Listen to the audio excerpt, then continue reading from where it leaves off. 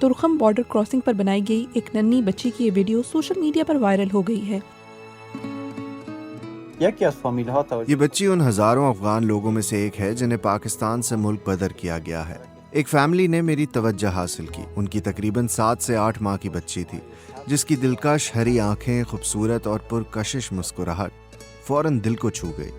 پاکستان ان documented Afghan باشندوں کی ملک بدری کے عمل میں تیزی یہ کہتے ہوئے لایا ہے کہ وہ مزید 35 لاکھ سے زائد پناہ گزینوں کا بوجھ برداشت نہیں کر سکتا جو 3 دہائیوں سے تنازعات کے باعث یہاں آ رہے ہیں۔